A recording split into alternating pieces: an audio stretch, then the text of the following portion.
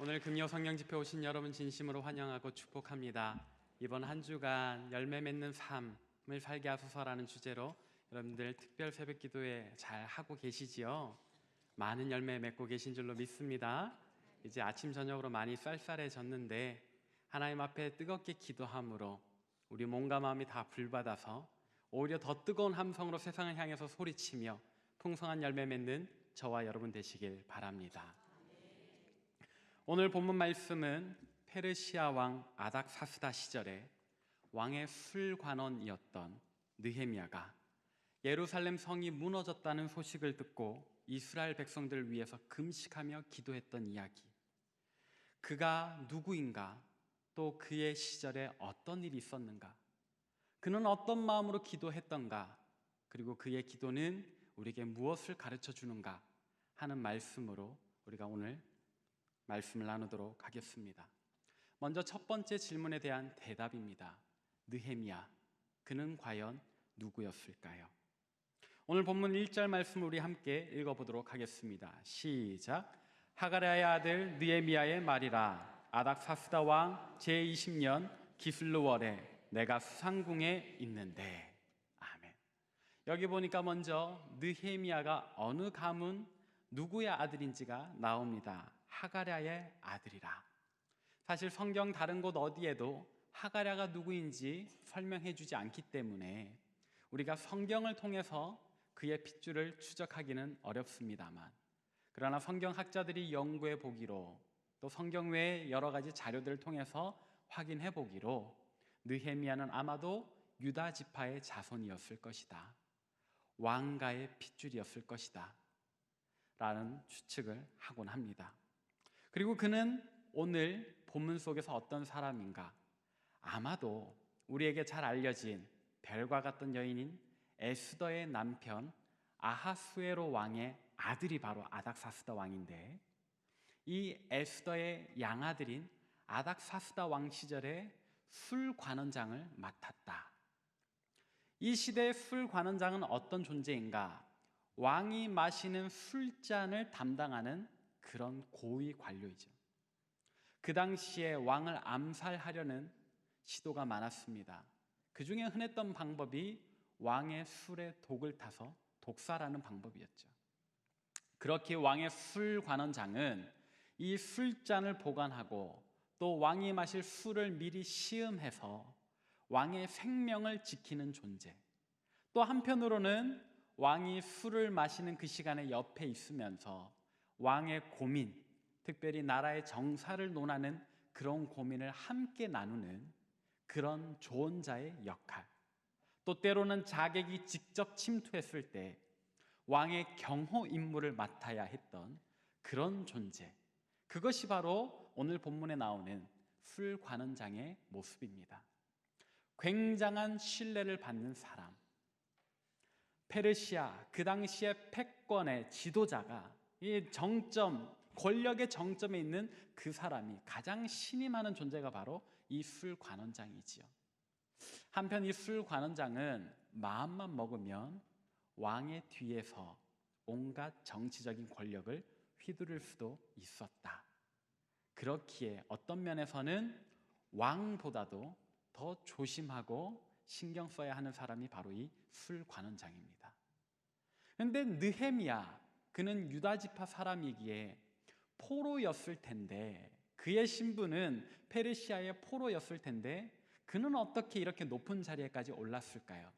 아마도 추측하기로는 아까 말씀드렸던 것처럼 별과 같이 빛나는 여인 에스더가 오늘 아닥사스다 왕의 양어머니였을 것이라 추정하기 때문에 에스더가 바로 오늘 느헤미야를 이렇게 높은 자리에까지 앉혀주지 않았나라는 생각을 해봅니다. 그러면 느헤미야는 에스더 눈에 어떤 모습이었기에 이런 자리에까지 있었을까?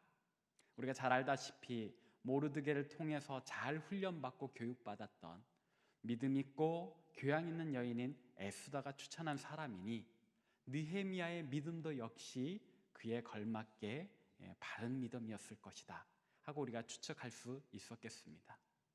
자, 그러면 두 번째 질문입니다. 그의 시대에 예루살렘에 어떤 일이 있었는가? 오늘 본문 말씀에 보니까 느헤미야가 수산궁이라고 하는 곳에 머뭅니다. 수산이라고 하는 도시가 있고 거기에 궁궐이 있습니다. 왕이 겨울이 되면 여기 와서 머물면서 국가 정사를 이루어 갑니다. 그때에 이 수산궁을 미리 준비하고 있던 느헤미야. 그런데 느헤미야의 아는 사람, 하나니라고 하는 사람이 두어 사람과 함께 끔찍한 몰골을 하고서 수산 도시에 들어오는 겁니다. 그의 모습은 남루합니다. 아니 처참합니다. 큰 상처를 입고 찢어진 옷을 입고 나타난 겁니다. 그 계절은 바로 11월 말에서 12월 초쯤입니다. 한참 칼바람이 부는 그때에 제대로 된 옷도 없이 오랜 세월 굶은 것 같은 모습으로 하나니가 나타났습니다. 그가 어디서 왔는가 물어봤더니 예루살렘에서부터 쉬지 않고 왔다고 합니다. 예루살렘과 수산은 약 1600km가 떨어져 있는 곳. 그 거리를 거진 맨몸으로, 상처 입은 몸으로 맨발로 뛰어왔다고 합니다. 도대체 무슨 일이 있었는가? 느헤미야가 물어보니 예루살렘이 멸망했다고 합니다. 끔찍한 소식이 느헤미야의 귀에 들려옵니다. 무슨 소리야? 예루살렘이 왜 멸망해? 다시 좀 얘기를 해봐. 제대로 좀 얘기를 해봐. 하나니가 한번 숨을 고르고 이야기를 전합니다. 처음 스룹바벨이라는 사람이 예루살렘으로 돌아가서 1차 포로 귀환 때 돌아가서 성전의 기초를 놓았습니다. 그때로부터 오늘 본문까지는 약 92년의 시간이 흘렀습니다. 이 92년의 시간 동안 유대인들은 힘겹게 예루살렘에 돌아가서 성전 기초를 놓고 성전을 쌓아 올렸습니다. 그리고 다시금 이 성전 벽을 재건하려고 무수히 많은 노력을 했습니다. 그러나 주변 민족들이 유대인들의 재건을 기뻐하지 않는 거예요. 이 이스라엘의 부활을 기뻐하지 않는 거예요. 시기했습니다. 그래서 괴롭혔습니다. 모함합니다. 그러다가 결국은 침공해서 부녀자들을 죽이고 성벽을 허물어버리고 성전 역시도 회파해버렸습니다. 그래서 예루살렘 성벽은 완전히 허물어지고 여기저기 불타버린 문짝만 남아있게 되었습니다. 그것이 느헤미야가 전해 들은 예루살렘의 처참한 이야기였습니다. 이 이야기를 듣고서 느헤미야는 정말로 괴로워합니다. 마치 자기 모습이 이 하나님의 그 남루하고 상처 입은 모습이 자기 모습인 것처럼 그 예루살렘의 멸망이 자기 집이 무너진 것 같은 그런 괴로움의 통곡을 오늘 표현을 합니다. 그 부분이 바로 오늘 본문 4절과 5절인데 우리 같이 한번 읽어보도록 하겠습니다. 시작. 내가 이 말을 듣고 앉아서 울고 수일 동안 슬퍼하며 하늘의 하나님 앞에 금식하며 기도하여 이르되 하늘의 하나님 여호와 크고 두려우신 하나님이여 주를 사랑하고 주의 계명을 지키는 자에게 언약을 지키시며 긍휼을 베푸시는 주여 간구하나이다. 느헤미야는 울면서 수일 동안 슬퍼하면서 금식하며 기도합니다. 눈물을 흘리면서 기도합니다. 오늘 그의 기도는 너무나도 귀한 기도입니다.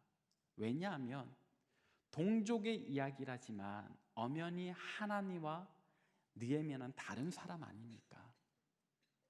상처 입고 찢어진 몸으로 찾아온 것은 하나니요, 느헤미야는 깨끗한 행색에 좋은 옷을 입고 궁에 머무는 사람 아닙니까? 멸망한 것은 예루살렘이요, 느헤미야의 집은 오늘 부유하게 건재하게 있었을 겁니다. 그런데 느헤미야는 왜 이렇게 울었던 것일까요?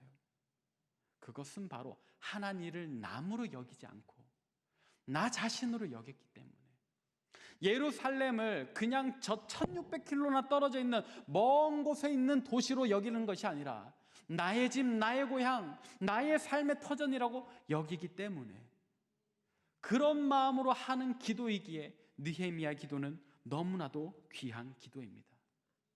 근데 여기쯤 와서 우리 스스로 한번 질문해 봅시다. 이 이야기를 들으며, 예루살렘의 이야기, 느헤미야의 반응을 들으며 여러분들의 마음은 어떻습니까? 이것이 여러분들의 이야기로 들리십니까? 아니면 수천 년 전 저 수백 킬로 떨어진 곳에 있었던 남의 이야기로 들리십니까? 그렇구나 하실 수는 있어도 우리 이야기처럼 들리지는 않을 겁니다. 그러나 오늘 우리는 이 느헤미야의 이야기를, 느헤미야의 기도를 우리의 이야기로, 우리의 기도로 받아들여야 합니다. 어떻게 그것이 가능한가라고 질문했을 때 가능합니다. 우리는 이미 그것을 경험했습니다. 언제 경험을 했습니까? 다음 사진 한번 보도록 하겠습니다. 저기는 어디일까요? 또 다음 사진 보도록 하겠습니다. 저기 불타고 있는 성읍은 어디였을까요? 마지막 사진 보겠습니다. 2008년 춥디 추운 겨울에 한 노숙자가 삶을 비관하며 우리나라 국보위로인 숭례문에 불을 질렀습니다. 불길은 걷잡을 수 없이 커졌고 수많은 소방차가 몰려와서 셀 수 없이 많은 물을 퍼부었습니다. 그러나 그 불길은 사그러들지 않고 결국 숭례문을 완전히 불태워버리고 말았습니다. 저는 그날 그 불타던 장면을 뉴스로 보았습니다. 채널을 돌릴 수가 없었습니다.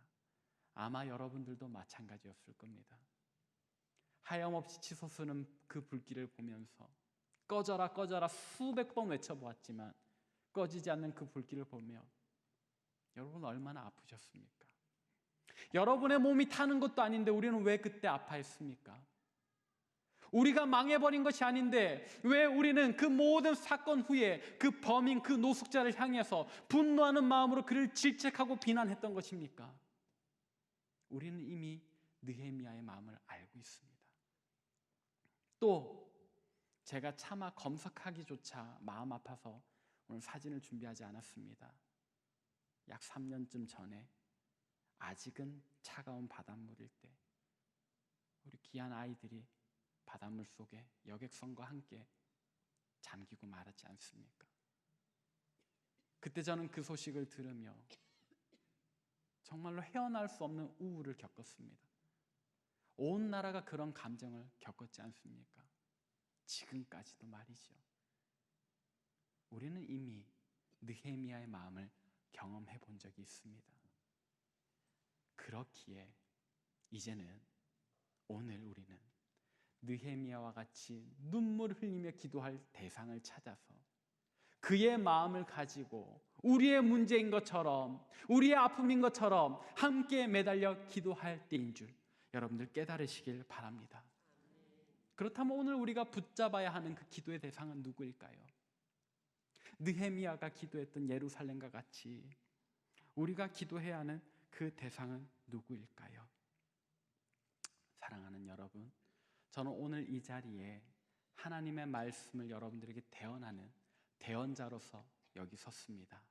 그러나 한편으로는 오늘 본문 말씀 속에 등장하는 하나님의 모습으로 여러분 앞에 섰습니다. 겉보기에는 멀쩡할지 몰라도 저의 마음 한켠은 찢어져 있습니다. 피가 납니다. 아픕니다. 곧 쓰러질 것 같습니다. 청년교회 사역을 하면서요, 정말 많은 일들을 했습니다.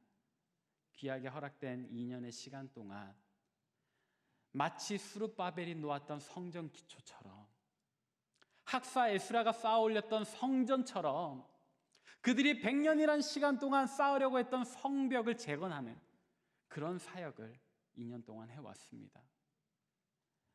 에스크 금요기도회가 있습니다. 지금 비전홀에서 우리 청년들 나름대로 뜨겁게 기도를 합니다. 매주일 사역을 했습니다. 주일 예배를 드렸습니다. 한편으로는 날마다 스페이스 엘림에서 새벽 제단을 쌓았습니다. 그러나 우리 청년들은 예배 드릴 때 잠깐 회복했다가 세상 나가서 곧 지쳐 세상이 주는 시험과 그 괴로움에 무너져 버렸습니다. 겨우 어찌어찌 회복했다가도 그 회복된 힘보다 더 큰 시련을 주는 세상 앞에 또 좌절하고 말았습니다. 그렇게 그들은 무너지고 또 무너져 주저앉아 버렸습니다. 우리 청년들 데리고 국내 아웃리치 많이 다녔습니다. 해외로도 몇 군데를 다녔습니다. 그때 우리 청년들은 다시 할 수 있겠다는 소망을 얻었지만 그러나 곧 또다시 무너져 버리고 말았습니다. 제자 양육에도 힘을 썼습니다.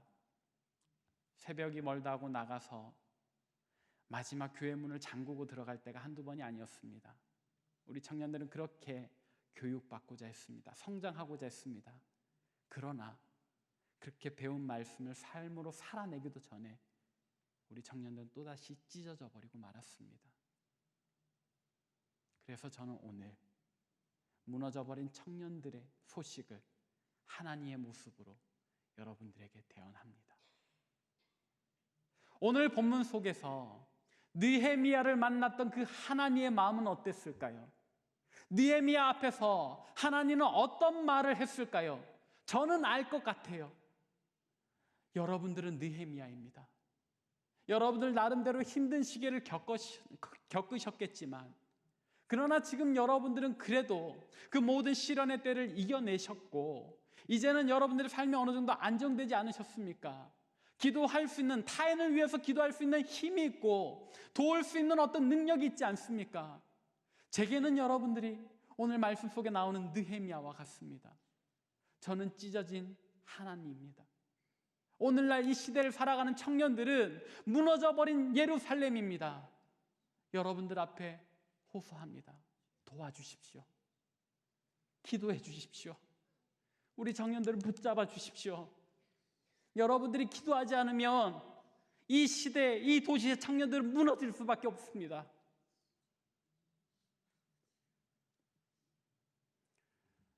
그러나 감사하게도 하나님께서는 그 느헤미야를 보고 계셔요. 그리고 그의 기도를 들으시고 정말 큰 열매를 맺어주시더라고요. 하나님 그의 열매를 어떻게 거두시는가 우리가 말씀을 통해서 한번 찾아보고자 합니다. 느헤미야 6장의 말씀을 우리 함께 보도록 하겠습니다. 느헤미야 6장 15절부터 16절입니다. 함께 읽습니다. 시작. 성벽 역사가 52일 만인 엘룰월 25일에 끝남에 우리의 모든 대적과 주위에 있는 이방 족속들이 이를 듣고 다 두려워하여 크게 낙담하였으니 그들이 우리 하나님께서 이 역사를 이루신 것을 알미니라. 아멘. 제가 아까 잠깐 설명드릴 때 스룹바벨이 처음 성전 기초를 놓던 날부터 오늘 본문까지 몇 년의 시간이 흘렀다고 했지요? 92년. 거진 100년의 시간이 흘렀습니다. 그 100년 동안 유대인들은 열심히 성벽을 재건하려 했지만 주변 민족의 시험과 괴롭힘에 그들은 결국에 무너져 버리고 말았죠. 그러나 오늘 느헤미야가 기도하고 헌신하고 달려들었더니 하나님께서 그를 도우시는데 100년을 걸려도 짓지 못했던 그 성벽이 며칠 만에 지어졌다고 합니까? 불과 52일 만에 100년을 소요해도 짓지 못했던 그 성벽이 불과 52일 만에 완성되는 역사가, 그런 기도의 열매가 오늘 본문에 느헤미야의 기도를 통해서 맺혀지는 것을 봅니다. 여러분, 이 본문을 보고서도 여러분의 가슴이 뛰지 않으십니까? 여러분들의 가슴이 진정 뛰는 줄로 믿습니다. 그래서 저와 함께 이 시대 청년들 위해서 기도해 주실 줄로 믿습니다. 사랑하는 여러분, 여러분들은 느헤미야입니다. 여러분들이 기도하시면 죽어가는 이 시대 청년들이, 무너져버린 이 시대 청년들이 다시금 일어서게 될 줄로 믿습니다. 그럼 이제 우리가 어떻게 기도해야 할까요? 느헤미야는요, 기도하는 방법도 잘 알았어요. 응답받는 기도에 몇 가지 원리가 있는데요, 그 중에 가장 힘 있는 기도는요, 말씀을 가지고 기도하는 겁니다. 느헤미야는 그런 원리를 잘 알더라고요. 오늘 본문 말씀 8절과 9절을 한번 읽어보도록 하겠습니다. 오늘 본문 말씀 8절 9절 함께 읽습니다. 시작. 옛적에 주께서 주의 종 모세에게 명령하여 이르시되 만일 너희가 범죄하면 내가 너희를 여러 나라 가운데 흩을 것이요 만일 내게로 돌아와 내 계명을 지켜 행하면 너희 쫓긴 자가 하늘 끝에 있을지라도 내가 거기서부터 그들을 모아 내 이름을 두려고 택한 곳에 돌아오게 하리라 하신 말씀을 이제 청하건대 기억하옵소서. 당신이 하신 말씀을 기억하옵소서. 당신 말씀하셨지 않습니까? 기억해 주시옵소서라고 기도했던 느헤미야. 예, 기억하옵소서. 우리 하나님은요, 영원하신 하나님이시더라고요. 변함없으신 하나님이시더라고요. 성경은 그를 변개치 않으신다라고 이야기를 하더라고요. 그렇기 때문에 우리 하나님은 자기가 하겠노라 하신 말씀을 어기지 않으세요. 느헤미야는 그걸 알았어요. 그래서 하나님, 당신 모세를 통해서 말씀하셨지 않습니까? 그 말씀을 기억하시고 오늘 우리에게 이루어 주옵소서라고 기도를 하더라고요. 그의 기도가 이루어져 100년을 걸려도 이루지 못했던 역사를 불과 52일 만에, 100일도 아니에요, 불과 52일 만에 이루는 기적을 맛보았습니다. 오늘 우리도 그와 같이 주님 말씀을 기억하옵소서, 기억하옵소서 하며 기도할 때 하나님 우리에게 이루어 주실 줄로 믿습니다. 그렇다면 오늘 우리가 이 시대, 이 도시의 청년들 위해서 어떤 말씀을 붙잡고 기도하면 좋을까요? 시편 말씀입니다. 제가 읽어드리겠습니다. 주의 권능의 날에 주의 백성이 거룩한 옷을 입고 즐거이 헌신하니 새벽 이슬 같은 주의 청년들이 주께 나오는도다. 아멘. 새벽 이슬 같은 주의 청년들이 주께 나오는도다라고 선포하게 하셨으니 하나님 이 말씀을 기억하사 정말로 이 시대 청년들이 새벽 이슬 같이 나오게 하옵소서라고 기도하십시다. 사도행전 말씀이 또 있습니다. 제가 읽어드리겠습니다. 하나님이 말씀하시기를 말세 내가 내 영을 모든 육체에게 부어주리니 너희 자녀들은 예언할 것이요 너희 젊은이들은 환상을 보고 너희 늙은이들은 꿈을 꾸리라. 하나님 이 말씀을 기억하사 우리 자녀들은 또 우리 젊은이들은 또 우리 늙은이들은 하나님께서 꿈꾸게 하리라 말씀하신 그 말씀대로 이루어 주옵소서라고 기도하십시다. 요한의 말씀도 있습니다. 제가 봉독하겠습니다.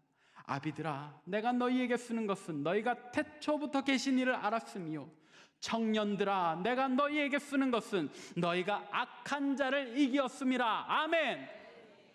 하나님 이 말씀을 기억하사 이 시대 청년들로 하여금 이 세상 악한 자들에게 지는 족속들이 아니요 이기는 자들로 세워주옵소서라고 함께 기도하십시다. 우리가 이 말씀 붙잡고 기도할 때 하나님 느헤미야의 기도에 응답하셨던 것처럼 오늘 우리의 기도에도 응답하시리라 믿습니다. 우리가 참으로 이 말씀 붙잡고 기도할 때 하나님 정말로 이 말씀을 기억하사 우리 청년들을 새벽 이슬같이 힘있게 나오게 하시며 하나님께서 우리 청년들에게 환상, 하나님 나라의 비전을 보게 하실 줄로 믿습니다. 우리가 이렇게 이 말씀을 가지고 주여 기억하옵소서라고 기도할 때 하나님 정말로 이 기도에 응답하사 우리 청년들로 하여금 더 이상 패배자가 아니요 이 세상 악한 자들에 대하여 이기는 자, 승리하는 자로 서게 하실 줄로 믿습니다. 정말로 이 말씀을 하나님께서 우리에게 주신 말씀을 믿으신다면 여러분 오늘 저녁 저와 함께 뜨겁게 기도해 주십시오. 또 내일 있을 블레싱 집회에서 여러분 거기에 정말 갈급해할 청년들이 많이 몰려올 거거든요.